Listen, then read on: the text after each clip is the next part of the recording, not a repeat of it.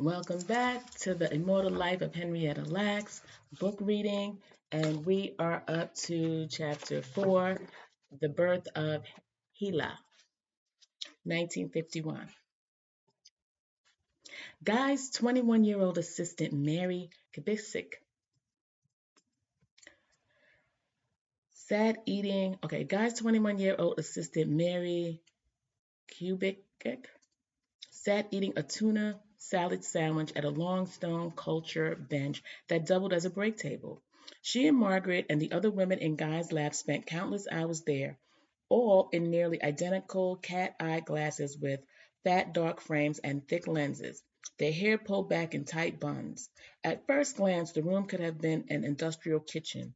There were gallon-sized tin coffee cans full of utensils and glassware, powdered creamer, sugar spoons, and soda bottles on the table, huge metal freezers lining one wall, and deep sinks Guy made by hand using stones he collected from a nearby quarry. But the teapot sat next to a Bunsen burner, and the freezers were filled with blood, placentas, tumor samples, and dead mice, plus at least one duck Guy kept frozen in the lab for more than 20 years after a hunting trip, since it wouldn't fit in his freezer at home. Guy had lined one wall with cages full of squealing rabbits, rats, and guinea pigs on one side of the table where Mary sat eating her lunch.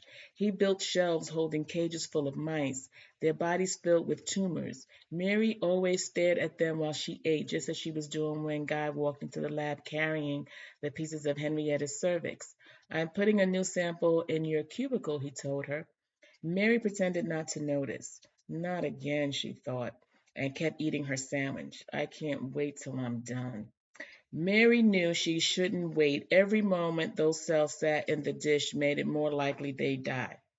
But she was tired of cell culture, tired of meticulously cutting away dead tissue like gristle from a steak, tired of having cells die after hours of work.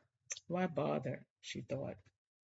Guy hired Mary for her hands. She was fresh out of college with a physiology degree when her advisor sent her for an interview.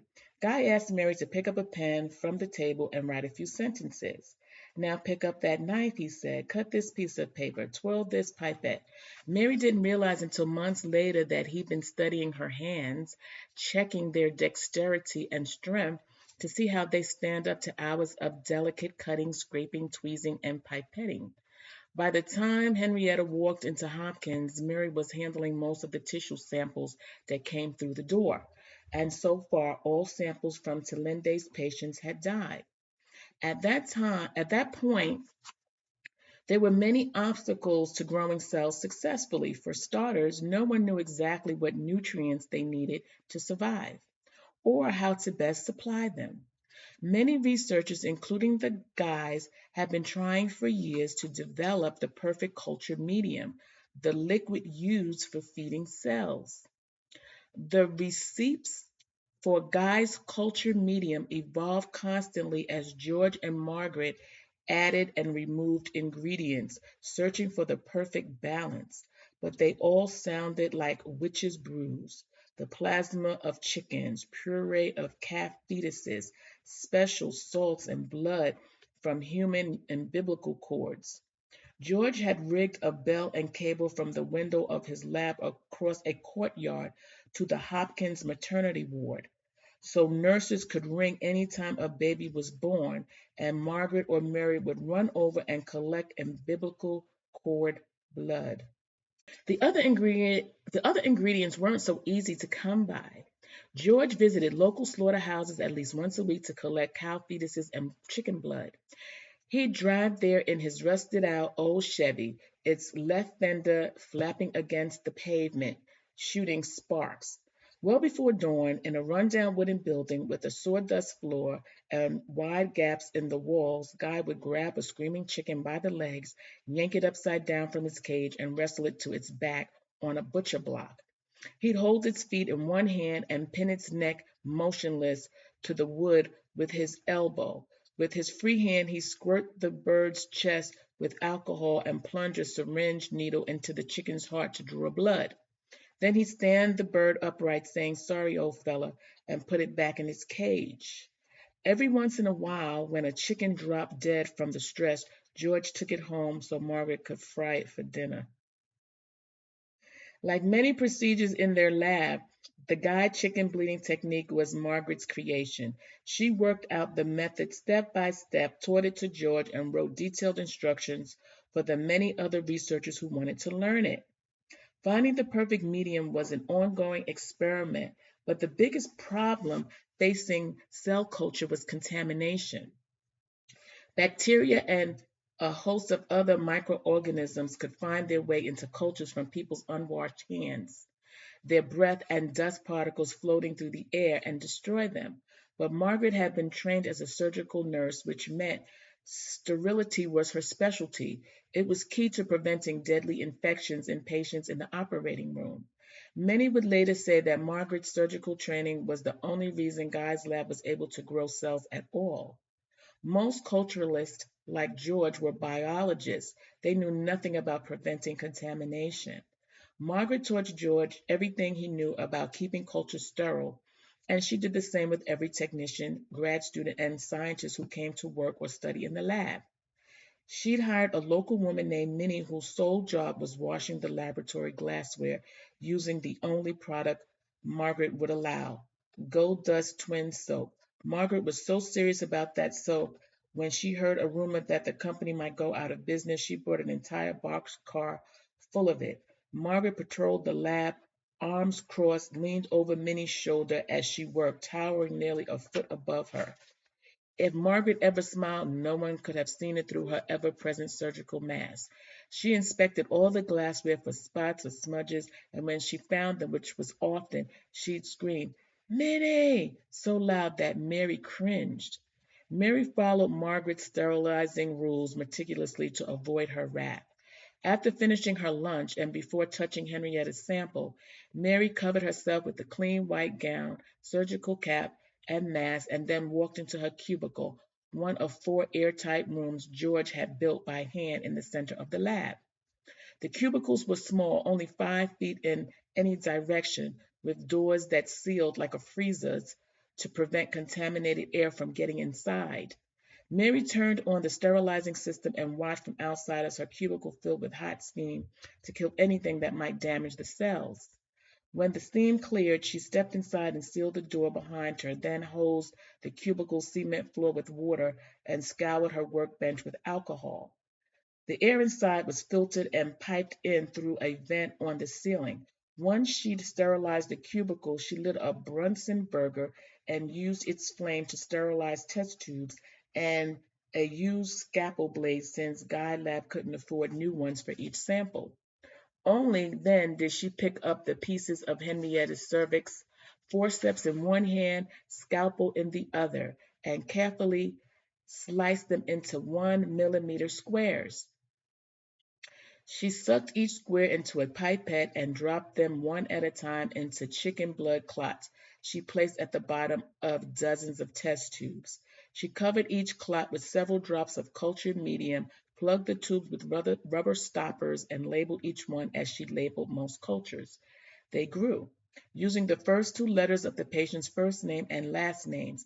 After writing HeLa for Henrietta and Lax in big black letters on the side of each tube, Mary carried them to the incubator room that Guy had built, just like he built everything else in the lab, by hand and mostly from junkyard scraps, a skill he'd learned from a lifetime of making do with nothing. George Guy was born in 1899 and raised on a Pittsburgh hillside overlooking a steel mill.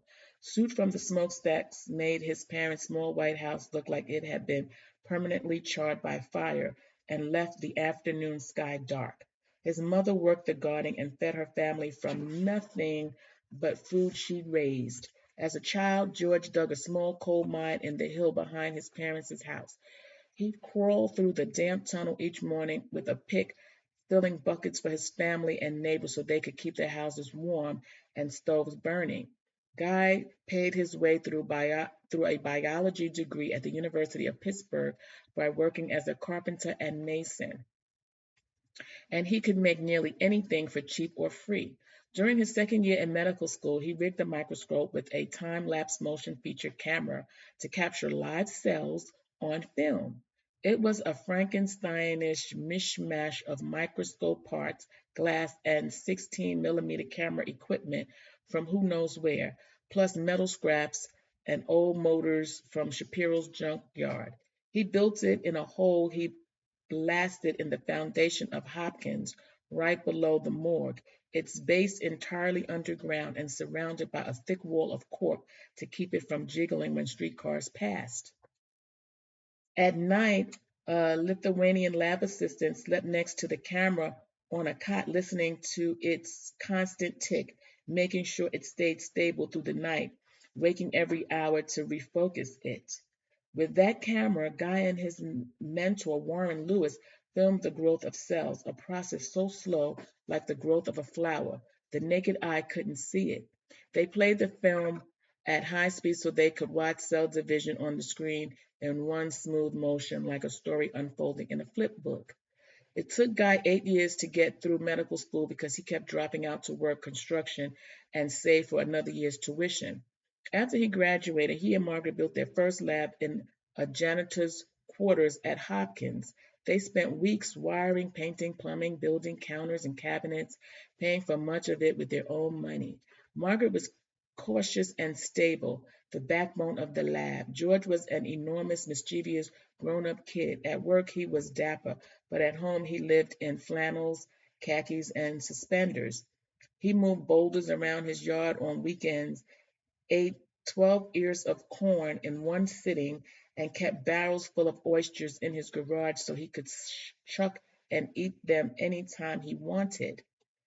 He had the body of a retired linebacker, 6 feet 4 inches tall and 215 pounds. His back unnaturally stiff and upright from having his spine fused so he'd stop throwing it out. When his basement winemaking factory exploded on a Sunday, sending a flood of sparkling burgundy through his garage and onto the street, Guy just washed the wine into a storm drain, waving at his neighbors as they walked to church. Guy was a reckless visionary, spontaneous, quick to start dozens of projects at once, filling the lab and his basement at home with half-built machines, partial discoveries, and piles of junkyard scraps only he could imagine using in a lab. Whenever an idea hit him, he sat wherever he was at his desk, kitchen table, a bar, or behind the wheel of his car, gnawing on his ever-present cigar and scribbling diagrams on napkins or the backs of torn-off bottle labels. That's how he came up with the roller tube culturing technique, his most important invention. It involved a wooden roller drum, a cylinder with holes for special test tubes called roller tubes. The drum, which Guy called the whirligig, turned like a cement mixer 24 hours a day, rotating slowly. It made only two full turns an hour, sometimes less. For Guy, the rotation was crucial. He believed that cultured medium needed to be in constant motion like blood and fluids in the body, which flow around cells, transporting waste and nutrients. When Mary finally finished cutting the samples of Henrietta's cervix and dropping them into dozens of roller tubes, she walked into the incubator room, slid the tubes one at a time into the drum, and turned it on. Then she watched as Guy's machine began churning slowly. Henrietta spent the next 2 days in the hospital recovering from her first radium treatment. Doctors examined her inside and out, pressing on her stomach, inserting new catheters into her bladder, fingers into her vagina and anus, needles into her veins. They wrote notes in her chart saying 30-year-old colored female lying quietly in no evident distress and patient feels quite well tonight. Morale is good and she is ready to go home. Before Henrietta left the hospital, a doctor put her feet into the stirrups again and removed the radium. He sent her home with instructions to call the clinic if she had problems and to come back for a second dose of radium in 2.5 weeks. Meanwhile, each morning after putting Henrietta's cells in culture, Mary started her days with the usual sterilization drill. She peered into the tubes, laughing to herself and thinking, nothing's happening. Big surprise.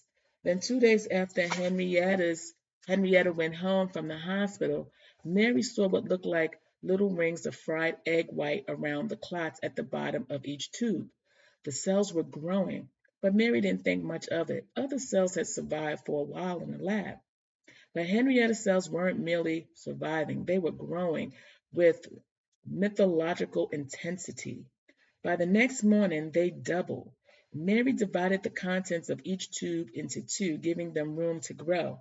And within 24 hours, they doubled again. Soon she was dividing them into 4 tubes, then 6. Henrietta's cells grew to fill as much space as Mary gave them. Still, God wasn't ready to celebrate. The cells could die at any moment. And he told Mary, but they didn't. They kept growing like nothing anyone had seen, doubling their numbers every 24 hours, stacking hundreds on top of hundreds, accumulating by the millions, spreading like crabgrass. Margaret said they grew 20 times faster than Henrietta normal cells, which died only a few days after Mary put them in the culture. As long as they had food and warmth, Henrietta's cancer cells seemed unstoppable. Soon George told a few of his closest colleagues that he thought his lab might have grown the first immortal human cells, to which they replied, "Can I have some?" And George said yes. Okay, so that's the end of chapter 4, the birth of HeLa, which was grown in Guy's lab from Henrietta's cancer cells. So I'll be reading chapter 5, Blackness Be Spreading All Inside. And then that'll be chapter 5, and then we'll go on to the next chapter. So I hope you are reading along. This is a very interesting story. I know it's not typical for YouTube, but hey, you know what? Sometimes you got to take a break from the norm and do something different, okay? And giving information. I mean, you may be someone that have experienced cervical cancer, and or cancer in general. And so, you know, you may have been treated and healed from it and cured from it. So you may want to give thanks to this lady because of her cells that made it possible for people to get treated with cancer, that had cancer. Okay. So until next time, I'm Monica Renee. Peace and love.